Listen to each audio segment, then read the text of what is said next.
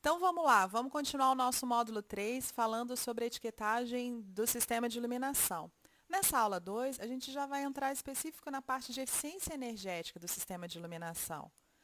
E para falar de eficiência energética, a gente começa a falar pelo oposto. O que não é eficiente no sistema de iluminação? Quando o sistema de iluminação é superdimensionado, a gente tem iluminação em excesso, ou seja, a gente está gastando mais energia do que a gente precisa. Quando a gente não aproveita a iluminação natural, que é uma fonte renovável, gratuita. Quando a gente está usando equipamentos com baixa eficiência, então eles estão consumindo muito para gerar aquela luz. Quando a gente não prevê e não facilita o comando das luminárias, né? Então a possibilidade dessas lâmpadas ficarem acesas mais do que o necessário. A ausência de manutenção. No Brasil a gente tem a cultura de deixar o sistema ir depreciando ao longo do tempo. E, na verdade, a gente precisa ter uma manutenção constante para que esse sistema vá se tornando eficiente ao longo do tempo e não o contrário. E, por último, os hábitos inadequados no uso, né? Os ocupantes dos edifícios, eles não têm costume e não estão acostumados a lidar corretamente com o sistema de iluminação. Então, muitas vezes entram nos ambientes e nem procuram se familiarizar, o seu sistema ocular nem se adaptou e já está acendendo a luz. O sistema de iluminação artificial, que é o que a gente vai tratar de forma mais específica, ele é composto, né, por quatro principais elementos. A luminária, com componentes mecânicos e de controle, a lâmpada, que é a fonte de luz, o reator, que pode ou não existir, dependendo da lâmpada, que ele é um componente eletrônico ou elétrico para o acionamento, né, para a partida, e os acionamentos, que são os controles desse sistema. A luminária, segundo a ABNT, é o aparelho que vai distribuir, filtrar, transformar a luz que é emitida pela lâmpada, né? E a principal função dela é garantir o suporte e a conexão da lâmpada. Ela pode controlar e distribuir a luz, dependendo dos seus refletores, difusores, né? Ela vai proporcionar um bom rendimento luminoso, vai manter a temperatura de operação, vai facilitar a instalação e conservação, proteger a lâmpada, né? Inclusive questões de segurança do usuário, a gente não encosta diretamente na lâmpada, e ela tem essa questão estética, né, relacionada ao conceito do projeto. Já as lâmpadas, elas têm uma possibilidade grande de tipos no mercado, a começar pela mais comum, que é a incandescente, que ela é proveniente de um filamento metálico alojado nesse bulbo de vidro, né? E lembrando que as halógenas, a família de halógenas também é incandescente. Então, as dicróica, a par 20, par 30, a R70, a palito, a bipino, são todas halógenas incandescentes.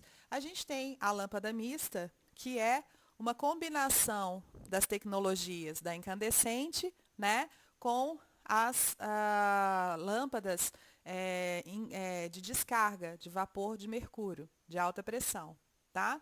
Elas são usadas principalmente em ambientes, né, de ambientes externos e etc. E elas não têm uma boa eficiência energética, não. As lâmpadas de descarga, elas são divididas em baixa pressão e alta pressão. Então, são as fluorescentes, tubulares, compactas ou eletrônicas. Elas têm necessidade de ter reator. Então, muitas dessas compactas, elas já têm um reator embutido, né? As lâmpadas de alta pressão, de vapor de sódio ou vapor de mercúrio, né? São aquelas lâmpadas utilizadas para ambientes, principalmente ambientes externos, né? Que a gente precisa de uma iluminação bem mais intensa. E a grande novidade do mercado das últimas décadas, o LED, que é um emissor de luz, né? Ele é diferente dos componentes eletrônicos que liberam energia através do calor. O LED ele consegue liberar energia excedente na forma de luz. Então ele tem essa grande vantagem, ele não está desperdiçando, ele não está perdendo energia, porque ele está transformando em luz. Né? E quando a gente vem nessa comparação das lâmpadas, a gente vê uma busca por lâmpadas mais eficientes. Né? Então, quando a gente compara uma incandescente comum com LED, a gente está falando de multiplicar por 25 vezes a sua durabilidade, aumentar em 95%, né, a sua economia. Então, enquanto que uma incandescente, só 5% da energia consumida é transformada em luz, o restante é transformado em calor. A gente está falando de um LED que tem um baixíssimo consumo de energia e que tem uma durabilidade 25 vezes maior que a incandescente. Tá? Então, isso é o que está acontecendo hoje no mercado, a gente gradativamente substituindo as lâmpadas ineficientes por lâmpadas mais eficientes. E sempre lembrando, quem vai dizer essa eficiência da lâmpada? A etiquetagem Procel ela já faz etiquetagem de lâmpada. Então, quando a gente vai comprar, a gente vê o selo, né? A etiqueta. E o mercado no mundo todo, e o Brasil também faz parte disso, começou a criar o seu cronograma de banimento das incandescentes. Se a gente está falando de um equipamento que não é eficiente, que é muito, o rendimento é muito baixo, ele foi criando, né, um calendário para ir substituindo, começando pelas de maior potência e ao longo dos anos ir proibindo a fabricação e depois a venda dessa incandescente comum. E isso já é uma prática no mundo todo, tá? Quando a gente está falando do LED, a gente tem que se atentar, é um produto novo, né?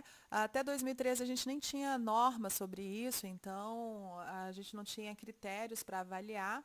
Já tem 3 principais normas da ABNT que a gente sempre sugere que fiquem atentos, tá certo? Porque a gente tem uma infinidade de produtos. Você vai numa elétrica, é tantas opções, né? E aí muitas vezes o consumidor vai pelo preço, e isso tem que tomar muito cuidado com a falta de qualidade, de comprovação.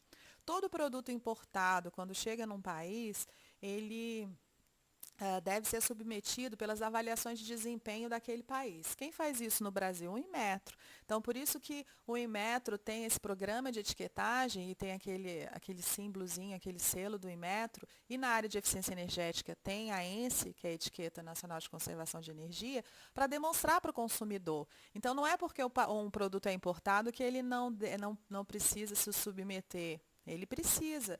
E os bons fabricantes, quando entram num país, eles rapidamente se submetem. Então, sempre duvide, né, daquele fabricante que veio para o Brasil e não quis passar por uma avaliação do Inmetro. Ele está com preço mais baixo? Tá, mas alguma coisa não tá clara. O reator, ele é um componente elétrico eletrônico que vai ser acoplado, né, a lâmpadas para dar partida, né, e limitar essa corrente que alimenta a lâmpada. Algumas lâmpadas precisam, né, ó, a lâmpada tubular está ali precisando do seu reator, tá certo? Algumas lâmpadas, né, igual a fluorescente compacta, o reator está ali embutido. Então a gente o reator é um componente que ele consome energia por causa que a gente chama ele de perda, quanto que ele está perdendo, né, o sistema está perdendo ali para poder dar essa partida na lâmpada. E isso é importantíssimo. A maioria dos projetos luminotécnicos não apresenta a especificação clara e correta desse reator. Tá? E isso vai ser considerado quando a gente for fazer a etiquetagem. Os acionamentos, são infinitas as possibilidades de fazer acionamento e controle desse sistema de iluminação. Dicas importantes, os acionamentos têm sempre que estar facilmente acessível e visível, sempre que possível. Tem lugares que não são de uso, que são de uso público e que não é recomendado isso ficar acessível por questões de segurança. Mas nos outros ambientes, o usuário poder desligar, poder controlar o nível, né, é importante para ele participar desse controle e dessa eficiência energética. Sempre permitir o desligamento fora do uso, principalmente em grandes áreas, né? Para a gente evitar que aquele sistema fique ligado fora do horário. Evitar fazer grandes áreas com o mesmo acionamento. Então, às vezes, a pessoa vai usar uma área muito pequena, mas ela tem que ligar uma área enorme, um ambiente enorme. Então, vamos dividir esses circuitos de acionamento. Possibilidade de automação. Se for possível, né, conseguir fazer essa automação, pelo menos dos desligamentos, tá certo? Ou do aproveitamento da luz natural, sensores, né, que fazem que a lâmpada só acenda se o nível de luminância perto da janela está abaixo do recomendado. Esse tipo de automação são automações simples, né? Um próprio sensor de presença é um tipo de acionamento que está automático. Tá? A gente não precisa ir para sistemas extremamente sofisticados. Quando isso é possível, ótimo. Quando não é isso que vai garantir 100% da eficiência do sistema. E fundamental é educar o usuário. O usuário precisa saber usar esse sistema de iluminação. Ele faz parte.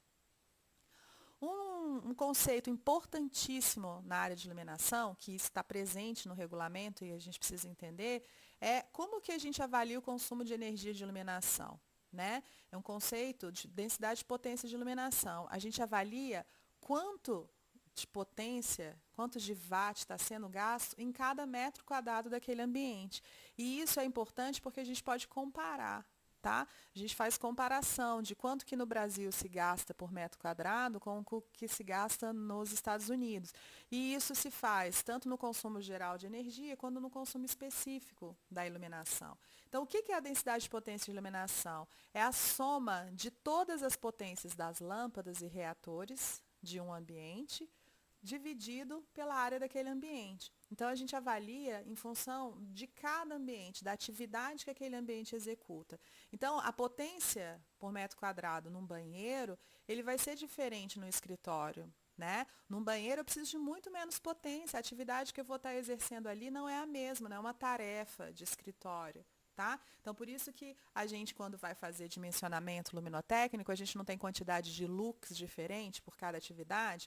Enquanto num escritório eu vou precisar de 500 lux, numa circulação às vezes eu estou precisando de 100, a potência, o consumo de energia também. Tá? Então, vai ser esse consumo watt por metro quadrado. É o principal conceito e a gente vai usar isso no regulamento.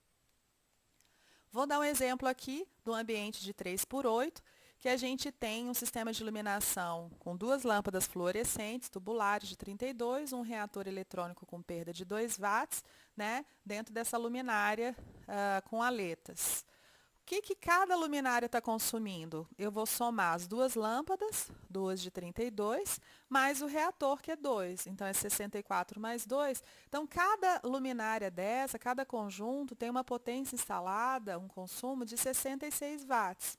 Ou seja, qual é a densidade de potência de iluminação nesse ambiente? Vai ser a soma de todas essas lâmpadas e reatores e sobre a área do ambiente. Então, é 66 watts que consome cada conjunto de luminária, vezes 6, com a quantidade delas no ambiente, dividido por 18 metros quadrados.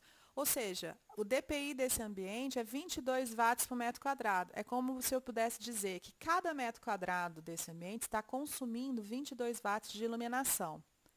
Esse consumo é eficiente? Né? A gente não sabe. A gente calculou quanto está consumindo por watt por metro quadrado. Saber se ele era ou não eficiente, eu preciso de um parâmetro. É aí que entra o regulamento. O RTQC, ele vai trazer para a gente, olha, para um banheiro, o ideal é que o consumo de watt por metro quadrado, para ser nível A, seja tal. Num escritório, já é outra tolerância, tá? Então, primeiro a gente sempre vai calcular qual que é esse consumo por metro quadrado e vai verificar o que o regulamento está exigindo para a gente de acordo com cada atividade. Isso, não se preocupe, a gente vai ver na próxima aula. Qual que é o maior erro, né, no sistema de iluminação? É o não aproveitamento ou o aproveitamento incorreto da luz natural. E é importante a gente estar sempre falando de quebrar esse mito, de que quanto mais área envidraçada, melhor, mais luz natural. Olha esses ambientes, olha a quantidade de janela, né? E a luz natural é diferente de grandes áreas de vidro. Né? A gente tem um problema térmico e um problema luminoso aqui altíssimo, porque a gente tem um problema térmico de carga térmica, aumentando ali o calor para o ar-condicionado, e um problema luminoso que é a questão do ofuscamento, fora o desconforto dessa radiação direta. Né? Então, ninguém conseguiria ficar trabalhando por muito tempo nesses espaços, porque esses contrastes e esse desconforto da luz, do sol batendo diretamente na gente, isso é desagradável. Como que a gente realmente aproveita a luz? Primeiro, começando pelo próprio projeto do edifício e entendendo que uns 5 metros a partir da janela é o que a gente consegue no máximo aproveitar em relação à luz natural. Então, evitar plantas e edifícios muito profundos, porque essa luz natural ela não vai conseguir penetrar. E aí, quando a gente tem ambientes muito profundos que a gente tem luz natural, a gente tem contrastes exagerados. Um canto do ambiente lá no fundo está muito escuro e perto da janela está muito claro. E isso é desagradável para o nosso olhar. Tá? Então, procurar ter edifícios que façam realmente, né, a forma, a geometria para aproveitar esses 5 metros. Por isso que os edifícios com átrio, por exemplo, eles são eficientes para a luz natural, porque eles permitem a luz natural por duas laterais, né? Outra questão é a profundidade do ambiente. Ambientes muito profundos, olha aqui a imagem da esquerda, comparando a duas plantas, né? Uma planta que a gente vê que a luz penetrou e a outra embaixo, quando a gente já está com essas cores laranja, vermelho, já são níveis muito baixos de luz natural, tá? E aí isso é um problema.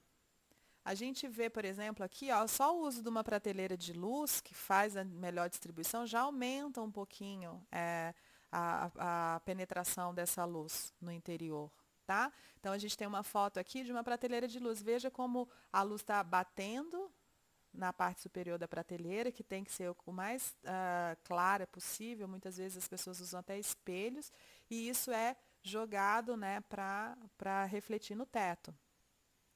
Como aproveitar a luz natural? Principalmente dimensionando corretamente as aberturas laterais, as janelas, né?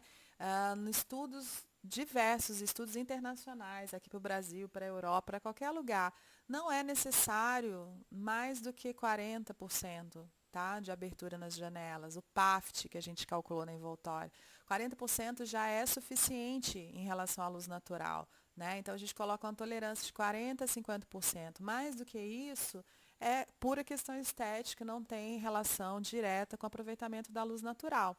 Essa área que está aí marcada nas setas vermelhas, como peitoril, ela tem pouquíssima influência na iluminação natural. A luz que incide ali, ela fica ali, ó, pertinho da janela, e ela só está trazendo calor, carga térmica, tá? Ninguém precisa dessa luz que está batendo ali nos pés, né, da pessoa. Então, o sistema eficiente, ele vai fazer o oposto do que a gente viu no começo. Ele vai fazer o correto dimensionamento luminotécnico, então vai ver todas as grandezas fotométricas, vai fazer os cálculos de acordo com a atividade, vai aproveitar e integrar a luz natural, vai usar equipamentos eficientes com baixa potência instalada, vai prever a separação e a quantidade adequada de comandos, né? Vai prever manutenção desse sistema e vai educar o usuário para que ele seja um personagem ativo, né, nessa eficiência do sistema de iluminação. Então, a gente termina aqui a nossa aula. Anota suas dúvidas, manda para a gente, para alunos@qualiar.com. Na próxima aula, a gente vai ver tudo que a gente viu aqui de eficiência energética dentro do método de etiquetagem. Um abraço.